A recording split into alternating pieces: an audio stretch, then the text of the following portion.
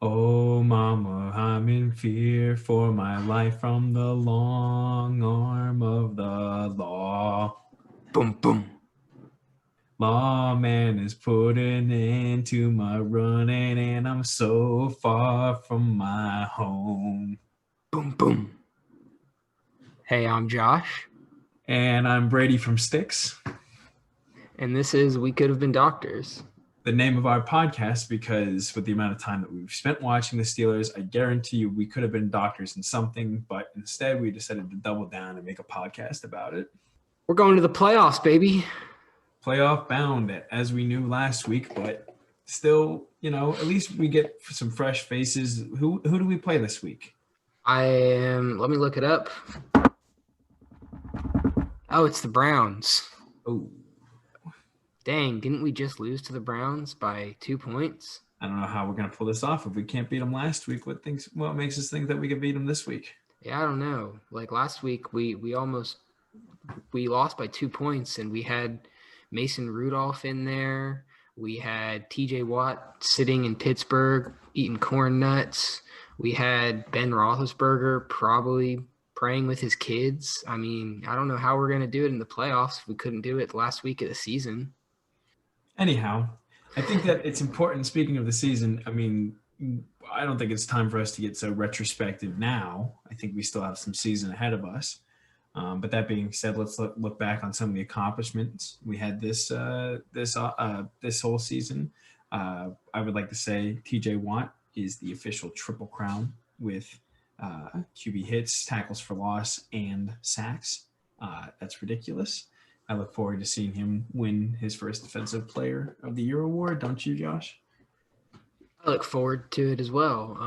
I think it is warranted that he wins it. I could see the argument for Aaron Donald, just given the position that they play. TJ Watt, outside linebacker, Aaron Donald on the inside. So him putting up the numbers he put up are impressive because he pulls more double teams, blah, blah, blah, blah, blah. Yeah, whatever. TJ Watt gets it, hopefully. TJ was getting held too. And he didn't play the last game. So he's the sack leader in only, 15 games being played. It is the first time a Pittsburgh Steeler has been the sack leader in the NFL since Kevin Green.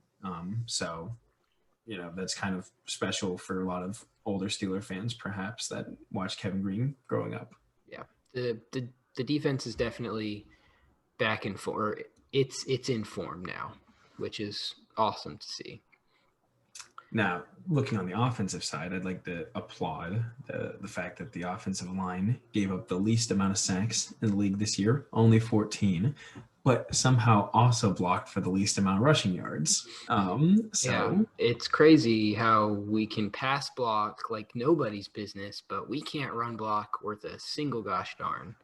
I think we could chalk that up to the fact that Ben got rid of the ball before the defensive linemen got out of their 3-point stance. Yeah. So before we, move on, just to single out Dotson on the offensive line, he looked good. He played 46 snaps and allowed a 0% pressure rating.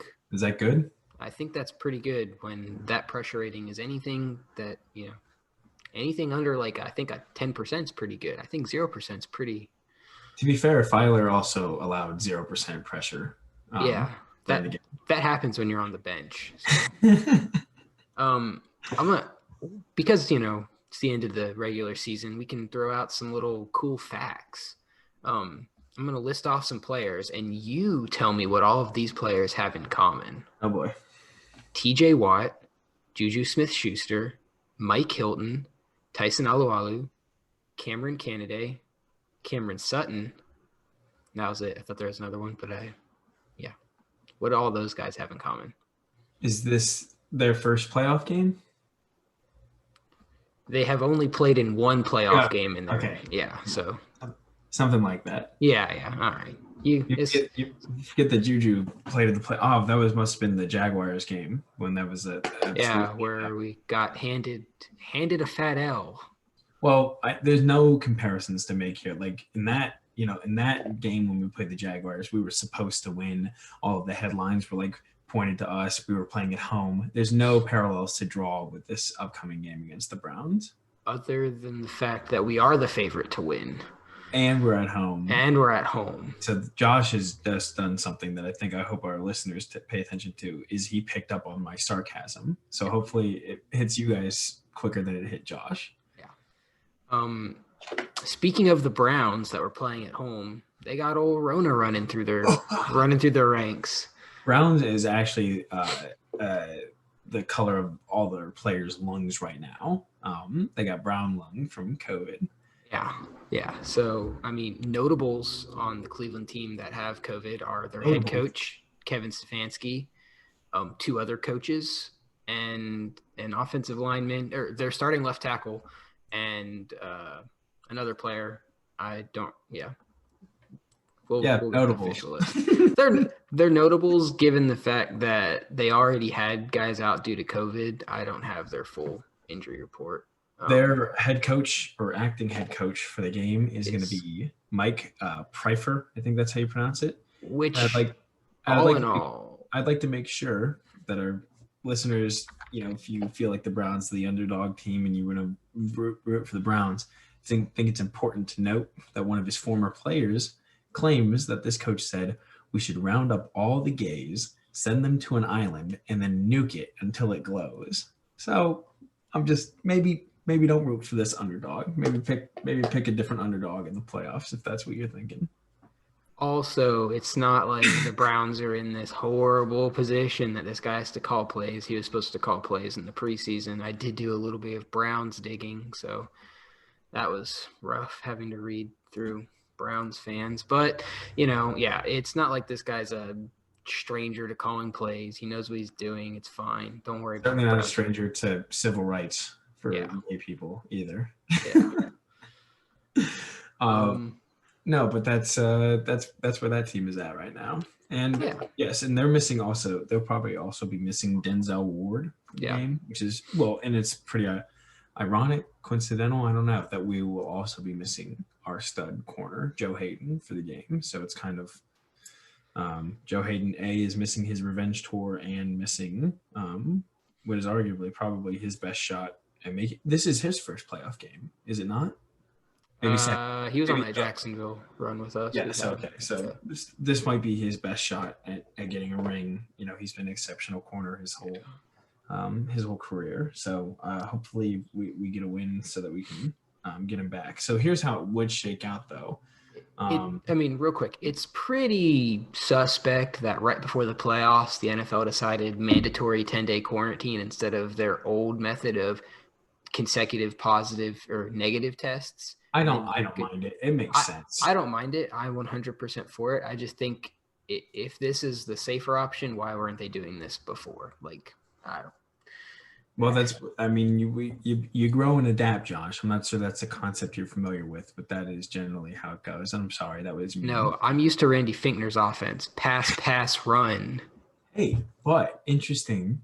Did it not look cool? Yeah, we're going to talk about this later. We got to talk about this later. You finish your current thought, and then we're going to talk about old Dobbsy boy. Ah, boy. Look at him dictating how this podcast goes. He thinks he has power. So here's how the playoffs could shake out. I do the editing. At least in the AFC, the way that it could shake out is that if we get this win, and the Bills win, the Bills are favorited over the Colts, we will play the Bills in Buffalo. That's a guarantee. But in the event that the Colts win and beat the Bills, we're regardless of what is going to happen, we're going to be playing the highest seed left because Kansas City will get the lowest seed.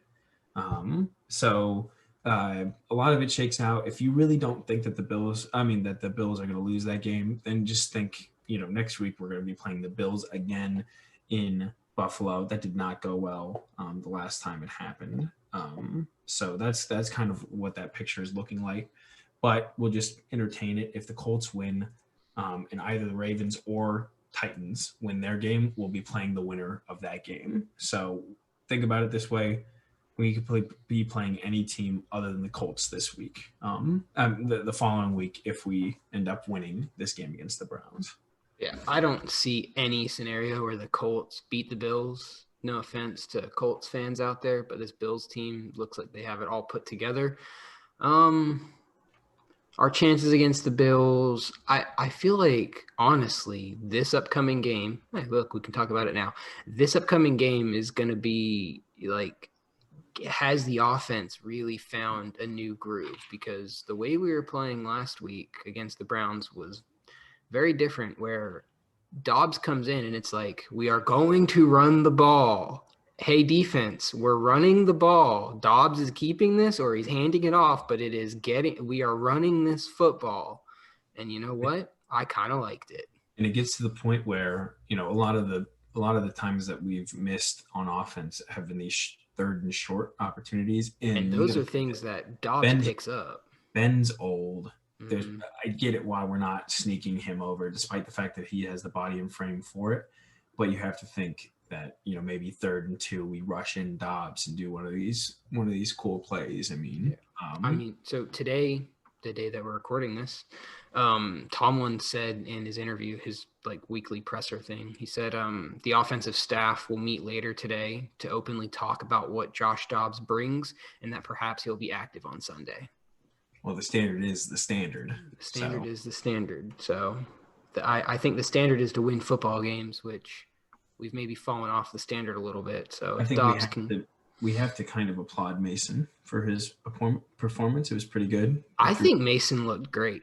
Yeah, but he was also we intentionally benched players. Like the Browns had players missing because of COVID. Mm-hmm. Myles Garrett is, he just recovered from COVID. You can tell he's gassed. So that defense also is not the strength of what they are. So I still take it with a grain of salt. But Mason did look pretty fine. I mean, he still went up against an NFL defense. Yeah. So the positives that I saw from Mason was his arm. He had arm strength. His deep ball looked good. He missed on a couple, but his deep ball looked good. Placement looked good. Things that I didn't like from Mason was some of the decision making, some of the throws he was trying to make, some of the windows that he thought he saw. They just weren't. They weren't there. I like that he was forcing the ball to Claypool. I think Ben is always trying to make the right throw. I like some of those times that we jammed it to Claypool. Yeah, I think our offense operates honestly through the production of Claypool. If you get him going, he's that deep threat that's going to pull a safety. He's going to pull your number one cornerback. He's going to get double teamed because if not, he's going to beat you downfield, and that opens up the run game. It opens up Juju on crossing routes, or pray to God we use him for something other than a crossing route. It opens up Deontay potentially on the other side of the field. So, yeah, I think Claypool getting the ball to him and Mason kind of forcing the ball to him a little bit was really good, because even then we saw it opened up the ball for Deontay. It opened up the ball for Washington. It opened up all sorts of aspects of the offense. I'm not saying Ben can't do that. I'm just saying maybe Mason is – I don't know. I thought Finkner was Ben's guy, so I'm very confused because the offense to me looked better. Even though we lost, it looked like it was operating better, even when they're doing the whole switching Dobbs here and there for run plays. So, well, Ben got the week off. Maybe he saw some things. Maybe he saw what Mason was able to do and realizes, maybe I should start slinging it a little bit more. I just know that he's happy because – if you look back at 2007, toward the beginning of Ben's career, the sack rate was 10.5% for Ben, and that was the second highest in the NFL. Now it's only 2.1. So I know he's not, slinging it around and running around in the backfield anymore, but I think for a quarterback his age, I'm sure he appreciates the ability to be able to get sacked so few times. And hopefully something that everyone saw from the game was, hey, when we're in these goal line scenarios, we could probably pull Ben out, put Dobbs or Mason in there and say, hey, young buck, you got to get that ball over the line. It's on you. QB sneak it, get it over. I don't care. Do your best Josh Allen impression and score us a touchdown. Right. No, if we're protecting Ben on those third downs, he probably wouldn't have a problem coming off the field for a single play, because there's probably a big chip on his shoulder. He doesn't want to come out for a second down play, which we did with Dobbs a few times, like in the middle of the drive. But if, like, you need that yard, put Dobbs in. There's really no reason to stop it. And I do like that this was almost Mason Rudolph's audition game, I would say. I think that game was both him and Dobbs's, hey, let's see what you guys can do, because, Ben's about to eat up our cap space. Can we do this without him? I'm not saying that either of them are ready to replace Ben, but I'm just saying they have some more film on, some more film on tape. They got some more plays. It's like, okay, we can kind of see what we're working with, because we haven't really seen anyone else since last year where that was just a train wreck of throwing backups in there, where I personally still like old Ducky Hodges, but, practice squad guy. It's always good to have a contingency plan. I still think that we might need a quarterback. That's a more sure thing for this team, but at least he looked moderately, competent. Yeah, which is kind of all we're asking for right now is, can we have someone that's competent to come in case Ben gets hurt or something happens? Because until we're told otherwise, Ben is the Pittsburgh Steelers quarterback, and there's nothing you're going to do about that. Now, one of the funnier things to discuss would be, do you remember that fight that went on between Carlos Davis and Bugs on the sideline? Yeah, where the announcers kind of started spinning the narrative that they both just want to play, and he's like, I'm supposed to be in on the snap, and Tomlin walked over and it was like a schoolyard thing. He's like, all right, both of you sit down. Yeah. In the post game, Tomlin was laughing. He said, we got some Gamecocks every now and then. They fight a little bit. It's just, I think it speaks to, if Tomlin doesn't, say anything on it, it must be some emotion. Like, this team is not comfortable. Like, they want to keep winning. That's it. That's good to have that emotion, I think. Yeah, I think even though we were resting starters, it's not like everyone was like, all right, Ben's not in, game's over. It's like, no, they still wanted to win. It's mainly us, the fans, who are like, okay, we lost, but it's really not that big of a deal because we didn't have starters in. But in retrospect, without the starters, we still should have won that game. I don't care. The team, we made mistakes on defense. We made mistakes on offense. There were mistakes all over the place. It's just easy to throw the Band-Aid of, okay, yeah, we were resting starters. It's fine. Don't worry about it. But in all honesty, the defense should not have gotten gashed the way they did. The secondary should not have gotten burned so many times. And Baker Mayfield should not have been able to scramble and run for as many first downs as he did, which are things that we're not. Come on, Josh. No, that's not. This is the NFL. If you're on the field, you're there to make a play. I don't care if it's the backups. So, like, saying it's the backups, that's a horrible mindset. NFL team. Yes, we fielded an NFL team, but there are reasons that there were holes in the defense because we had literal holes in the defense. Yeah. So yes. You play to win the game. Exactly. Speaking of, we should have Spillane back this game, potentially. We also might have Matt Filer back, but I don't really know if that matters much. I wonder if we would start, if we're going to start Matthew Wright or we're going to start Boswell if Boswell comes back, because Wright, who's healthy, over risking bringing Boswell back injured. I'm not sure we want to take that risk in the middle of a playoff game. I think it just depends on the severity of what's going on with Boswell, because still Matthew Wright's career long is like 46 yards, and that's really not going to get it done at Heinz Field in the winter. So you can't really kick it much further than 46 yards at Heinz Field, though. Yeah, which is where I'm saying. Pretty sure the record longest is 53. Yeah, but what I'm saying is that if it comes down to a field goal and our kicker can only hit a 46-yarder and we need a little bit more, I'm not sure I'd want Wright over Boswell. I'm surprised we found much to talk about, Josh. I was worried a little bit. I mean, we played in the same opponent back-to-back times. So I'm glad we found some leeway in there.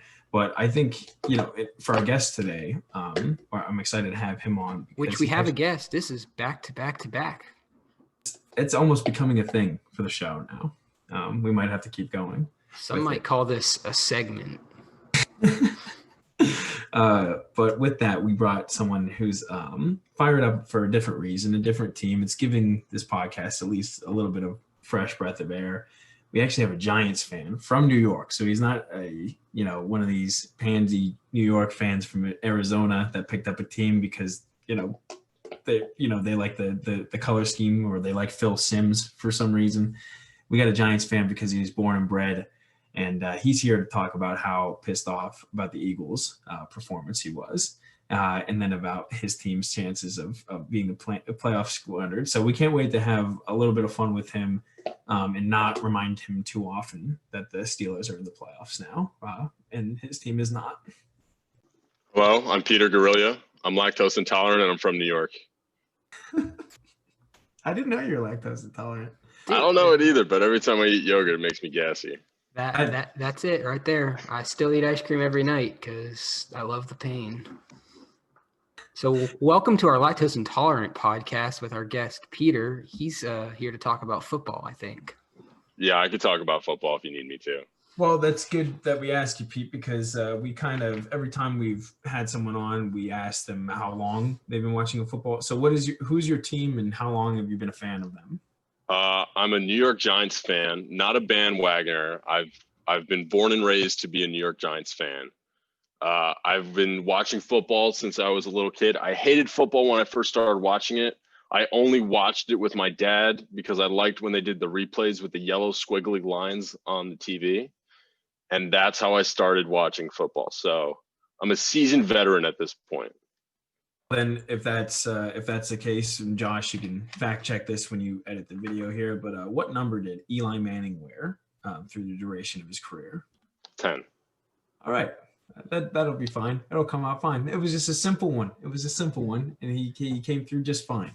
That's fine. Dan Jones wears number 8. I mean, I could throw that in there. All right. We get it, buddy. You know your quarterback's numbers. Wait, who is that fat quarterback that went to UK, Josh? Tim Couch. That's a joke. No, the actual, he just died. Rest in peace. Jared Lorenzen.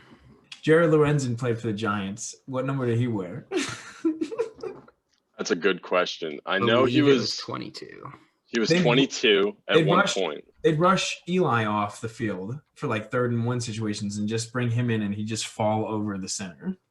He was 285 when he played in the NFL. You know his weight, but you don't know his number for his jersey. I think he was 12. Oh, would you? Oh, whatever. He was 12. Look at that. He is a good fan. Well, then, if you're such a good fan, please talk about what emotions. How about we start with the good? You guys beat the Cowboys. That's always a great feeling, I'm sure. Tell me how that felt going after that 1:00 game and knowing that you had a win against the Cowboys. It felt amazing. Pure ecstasy, honestly. I hate the Cowboys. There's a list of teams that I hate. Cowboys are one of them. The Washington Washington. Stop calling them the Redskins. It's very racist, but we can't control him. Are we not calling them the Redskins? Or are we doing Washington football team? I want to be PC here. Well, it's not just PC. It's also C. It's just they are the football team. So let's. All right, the football team that plays at FedEx Stadium. Them. I was very happy. I hate them as well. Alex Smith, comeback player of the year. Hate them though. Burning passion. Eagles. I don't know if I said this already. Eagles hate them. You hate them a little bit more. Do you think that they threw the game? Oh, absolutely. There's no question in my mind. They 100% threw the game. I don't know if the whole team was in on it, but what's his name? Doug Patterson, the coach. Doug Peterson, yes. Patterson, whatever. That's how much I hate him. I don't even care to know his name. That is how much I despise him. He 100% knew he was throwing the game. And honestly, I think Roger Goodell was behind all of this. He definitely. Whoa. What do you mean? I can't stand Goodell. I hate him. Well, it goes without saying, but why do you think Goodell wanted the Eagles to lose that game? I bet Goodell called Patterson at the end of the third quarter and said, "This guy's again Peterson." Again, I hate them so much I don't even care. Goodell called what's his name at the end of the third quarter and said, "Hey, pull him out."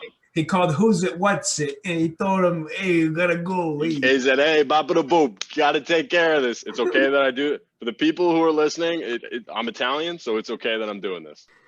No, but again, you have to explain why Goodell would want the Eagles to do that. I don't know. Make it more interesting. Give Alex Smith a bet. It sells. It sells yes. the ratings. Comeback Player of the Year. Alex Smith's wife made his leg brace into the Lombardi Trophy. They posted that on Instagram. It's destined that he makes it to the Super Bowl. Roger Goodell got on his phone, beep, beep, boop, boop, and he's like, "Hey, my boy Alex Smith and the Washington football team, they got to get into the playoffs." If the Washington football team wins the Super Bowl, I will grow and wear the mustache that Peter has on his face for a year. It's not going to happen. There's no way Goodell is going to make that's what his goal is. The Washington football team's not going to win. Sorry, everyone. Oh, but here's my thing. Why do you think Goodell wouldn't want Brady to go up against the Giants in the playoffs? We know what that looks like. It sells. The Washington football team is usually not a good team. They haven't been a good team when RG3 was playing. And they kind of just been in the background with the Alex Smith injury. It was huge headlines. Oh my God, Alex Smith almost dies, 17 surgeries, this and that. He can walk again. Let's celebrate. We're being PC now. Let's change our name. And then they kind of just been floating around. This story sells. They beat the Eagles. They have the best, even though it's a horrible record, they have the best record in the NFC East. They're going to the playoffs. They're going to go play the Bucks now, and they're going to lose. But it sells. The story sells. I was going to say. What? What were you going to say?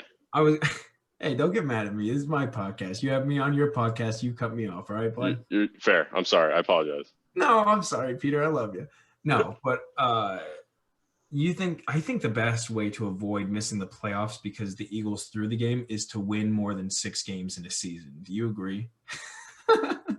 I do agree with that. But, it's like the Jets. Like, they have lost every single game for the past going in. And the best thing they could have done is just kept losing. But what did they do? They won 2 games. They are their own worst enemy. And I think the Eagles at some point have done that. I don't know the Eagles' schedule off the top of my head, but I know they had some close games in there that they could have won, they could have lost. I think they're sitting at the 6th draft pick right now. It would have been 9th if they would have lost. If they would have won, it would have been 9th because they lost. Exactly. Yes, that's what I meant. They had everything to gain from losing, jumping from 9 to 6. That's a massive jump. And even if they went into the playoffs, they would have got killed by the Bucks. Unlike the Giants, if the Giants won and they went into the playoffs, don't you dare! They don't have Eli Manning at the helm, but the Giants are Tom Brady's worst nightmare when it comes to the playoffs. And I do believe that the Super Bowl that they lost, like against the Eagles, was in the Meadowlands. Like I think that they lost in New York too. Yes, so it was in New Jersey. The Meadowlands is in New Jersey, MetLife Stadium. I apologize. How does it feel that the Bills are the actually only New York football team? You know what? They're not my go-to team, but if the Bills Mafia will have me, I'll root for them. I'll root for them all the way. You're just looking for an excuse to jump through a table, buddy. You know what? I jumped down a flight of stairs for fun. I would love to jump through a table, switch up every now and then. Now, we're being Steelers fans. I need to ask you this. If you think, like you said, the Jets, other New York team, kind of, technically, they beat the Browns last week. The Browns beat us this week. Does that mean that the Jets are a better football team than the Steelers? No, the Jets are. I don't care about those dumb rankings. Like we beat them, they beat this team, so it's a facto we're the best team. No, the Jets are garbage. Sam Darnold needs to learn how to play football. They need to bring back Rex Ryan because that fat could actually do something for the team. Ryan. Who cares? They suck anyway. They're the worst team in the league every year. Rex Ryan being there, or Rex Ryan sitting at home, being a glutton. Just sitting, hoffing down, pies and pizzas. It doesn't matter.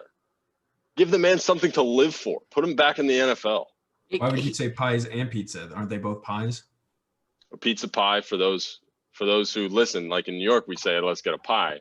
but I know in other places of the country, a pie is like an apple pie or something else. Peter, you're looking at this playoff, what we have left, the teams that are there. That that this is a Steelers-centric podcast. Honest opinions, who do you think is going to win it all? Oh, man. See, that's a hard question. I do like the Steelers when they play. I will admit that. Even though I'm a Giants fan, I root for the Steelers. You'd be the only one of us that thinks that. Out of the three of us, you're the only one. I know, but like I have less to lose when the Steelers lose. Like if they have a bad game, I'm like, yeah, whatever. Mike Tomlin, get it together. But you guys breathe and live this stuff. I can't speak. But, I UK guy, Benny Snell you later. I'll root for the Steelers. I have no problem with that. Rooting is not – that's an easy out, Peter. We didn't ask you who you're rooting for. It's who do you think is going to win it all? I think the Packers are going to win. I think they're going to win. They look good this year. Aaron Rodgers, MVP, looks great. I hope he gets it over Derrick Henry. I think they're going to win. I think they have good chances. You think Derrick Henry is number 2 behind Rodgers for MVP vote? Yeah, he had 2,000 rushing yards in a single season. There's a quarterback in Buffalo who practices in jean shorts. Look, throw the ball over the mountain. Just sex symbols do not get the MVP. That is ironic coming from you. Yeah, because I have the same pair of jean shorts. Or if that was true, Ben Roethlisberger would have won it every year. Okay, no, we said sex symbol, not sexual assault symbol. My bad. I did mishear you on that one. I kind of wanted to say that, but I'm glad you said that for me, bro. I have to say it because I think about it all the time. So it's kind of like one of those things that you have to say something that's hurtful so that it prevents other people from saying something hurtful. All right. So, Peter, how do you feel about Joe Judge and how he's kind of turned this team around all of a sudden? I don't know, what was it, week 7, week 8, something like that, after he was allegedly jumping on footballs in the rain in practice, showing the boys how to recover a fumble. How do you feel that the team's done since Joe Judge laid it all out there for that football? I think Joe Judge did the right thing. I think maybe, as a new coach coming in, new programs, we've had a whole bunch of different coaches past few years ever since what's his name left after we won those Super Bowls. What's his name? I'm totally blanking. Tom Coughlin. Thank you. After Coughlin left, it's been a mess, offensive coordinator here, backup coach, offensive coordinator. Joe Judge came in, it's hard to assess a new team. I think maybe first 5-6 weeks preseason, he was running a very tight ship, being, super commanding, super control. I'm the coach, you're my players, this and that. And then week 6, practice in the rain, jumping on the balls, maybe loosen up a little bit. Maybe he was putting on the shorts and hanging out with the boys, I think that loosened up, maybe gave the guys a little more respect for him, maybe started listening to him and his ideas and what he wanted to do with the team. And I think they had a good run after that happened. And we can't take away the fact that the Giants have been playing without Saquon Barkley. So if Saquon was there, this wouldn't even be a conversation. The Eagles didn't need to throw the game for the Giants to be the NFC East winners. You think Saquon adds another win or two to your record? Oh, absolutely. Absolutely. Saquon, arguably one of the strongest running backs in the league. He can clean and press like 500 pounds. Him in college, he was squatting, 450 for reps. He's no Derrick Henry. He's not a Heisman winner, but that kid could run through people. No, it reminds me. He only played one full game this year. It was week 1. How can you lose when you have a healthy Saquon? Josh, who did they lose to week 1? Oh, wait. I think if memory serves me correctly, they may have lost to the Pittsburgh Steelers. And with that, kind of bringing us to a close here, Peter, do you remember making a $20 bet with me that game that you've yet to pay up on? I thought I Venmo'd you. Did not. I'll Venmo you right now. I know we made the bet. I thought I did. And I apologize. No, let me tell you, Peter, this time I've had with you on this podcast, it's been magical. It's been worth more. I think I have to Venmo you another $5 because your time, what you've added to this podcast, it feels more valuable than those $20. I appreciate it, but I really don't want your pity money. So, but thank you. Thank you. How about a pity playoff spot if the Eagles could have won? Would you have taken that? Yes, absolutely. Because like I said, the Bucs would stand no chance against the Giants. Tom Brady has a phobia, a giant phobia. I'm sorry, I already gave the Bears a pity playoffs chance. I can't give the Giants one too. I'm sorry. You don't have to. Joshua was talking to me and not you. So Fair enough. my name is Peter Jude Lucky Danger Guerrilla.